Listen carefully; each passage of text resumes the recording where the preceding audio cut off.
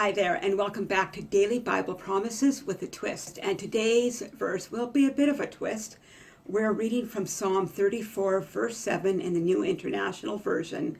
The angel of the Lord encamps around those who fear him, and he delivers them. Now, if Psalm 34 sounds familiar to you, we just discussed that a few days ago, and I'll put the link in the description below my YouTube video. Or you can follow the eye that appears in the corner right now.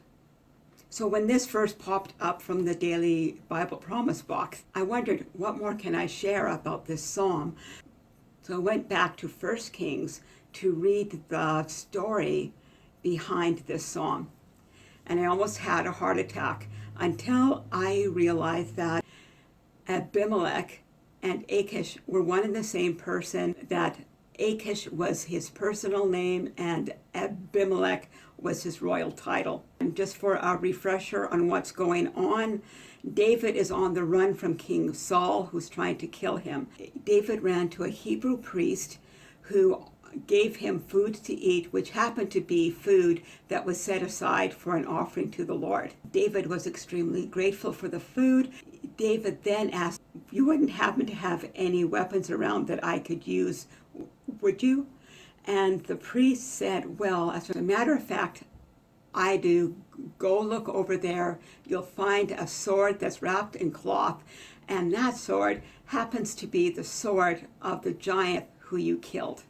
How's that for a coincidence? David grabs the sword and he's on the run again, and he runs to King Achish of Gath. Before David could catch his breath, he realized that the servants of Achish were singing that top 10 song, "Saul has slain his thousands and David's his tens of thousands." Okay, that song was not music to David's ears because he feared that King Achish would be afraid of him and see him as a threat and therefore kill him. The only idea David could come up with at that point was to pretend he was completely insane, to the point that King Achish says in verse 14 and 15 of 1 Samuel 21, "Then Achish said to his servants, 'Behold, you see that man behaving as a madman? Why did you bring him to me? Do I lack madman, that you would have brought this one to act the madman in my presence? Shall this one come into my house?' So Achish sent him away. David is on the run once again. Poor David, he hasn't had a chance to take a breather for a long time.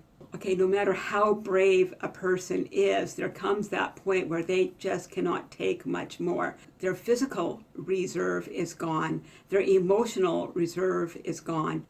David had worries about his home and his family and the future of his nation.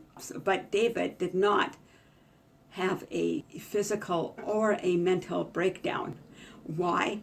I believe verse 7 is the key in Psalm 34. "The angel of the Lord encamps around those who fear him and rescues them." David had an understanding that no matter how bad things got, God's protection was around him, and there were angelic beings that were protecting him and being his guard.